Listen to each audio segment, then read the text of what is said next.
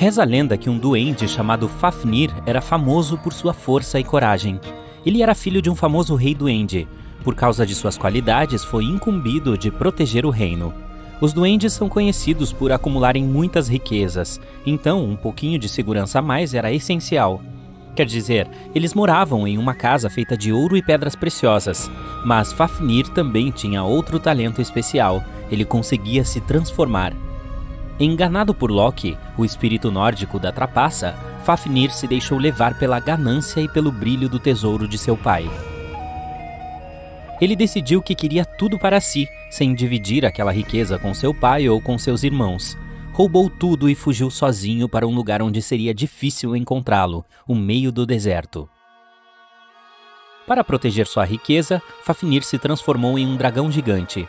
Sua nova aparência parecia com uma grande serpente poderosa e assustadora. Porém, seus poderes mágicos não acabavam por aí.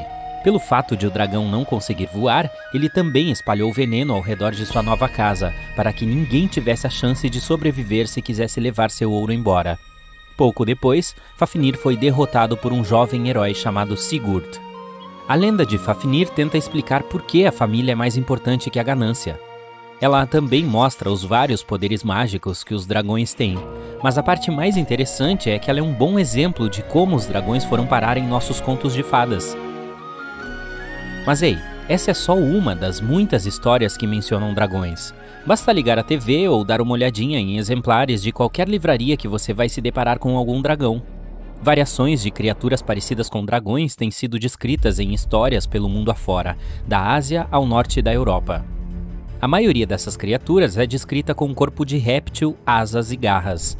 E o traço mais assustador é que elas podem cuspir fogo.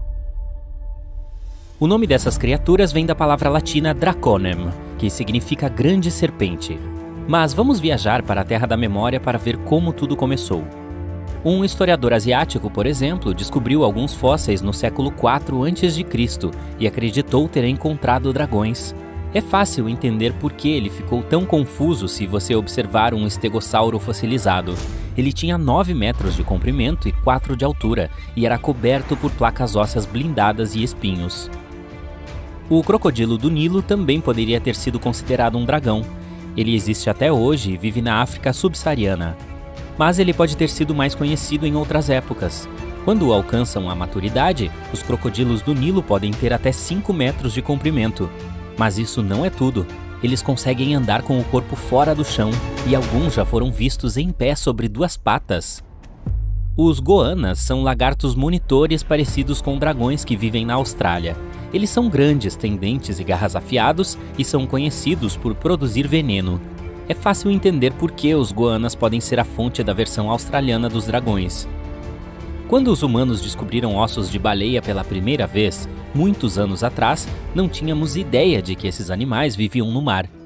Considerando o tamanho deles, certamente pensamos que deveriam ter sido criaturas muito perigosas.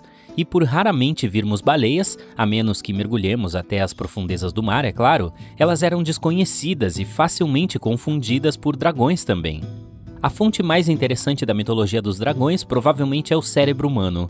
Em um livro chamado An Instinct for Dragons, havia uma teoria de que dragões existiram em quase todas as culturas antigas, pois evoluímos para temer grandes predadores a fim de sobreviver.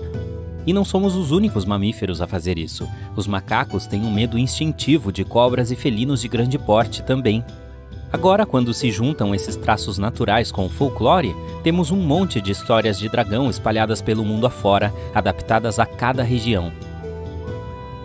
Bestas reptilianas com poderes mágicos são antigas, aparecendo desde a origem da própria civilização humana. Estou falando da antiga Mesopotâmia.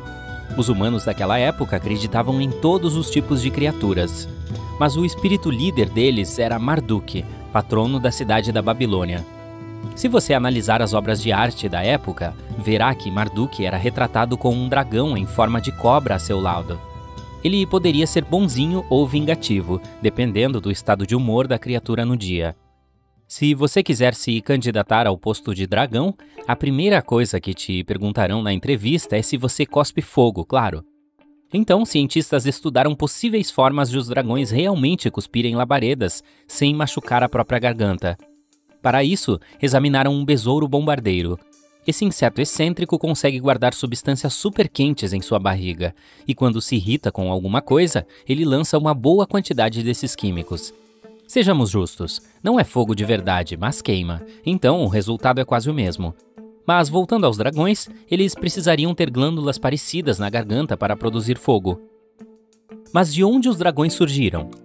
Eles não apareceram do nada, seja qual for a fonte que você consulte. Algumas histórias, como a de Fafnir, dizem que até humanos podem se transformar em dragão. Mas a teoria mais popular é que os dragões surgiram como ovos.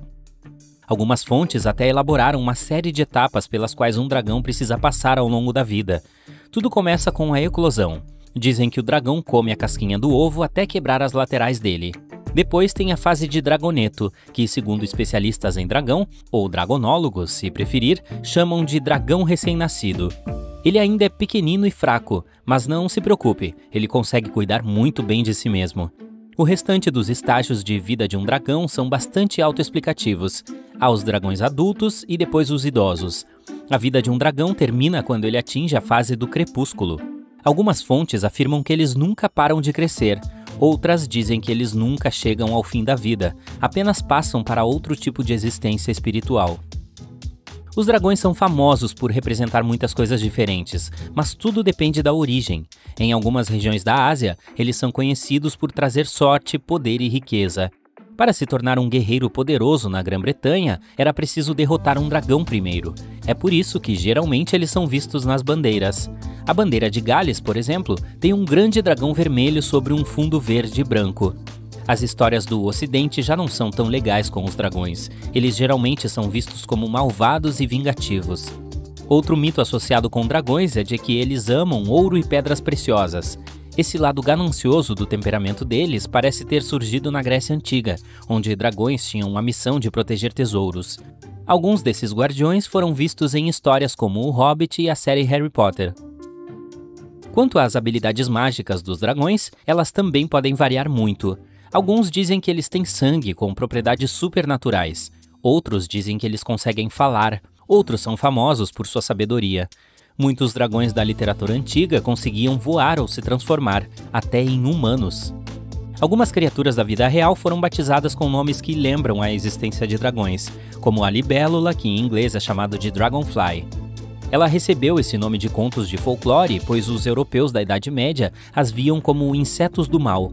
As libélulas eram acusadas de coisas horrendas, como picar os olhos e boca das pessoas. Mas a criatura que mais se parece com os dragões da mitologia é o dragão voador. Ele foi visto em áreas arborizadas do sudeste da Ásia. Eles não têm asas de verdade. Parte de suas costelas são alongadas para sustentar um pedaço extra de pele que permite que eles planem entre uma árvore e outra. Essas asas também possuem cores vibrantes que contrastam com seu corpo marrom.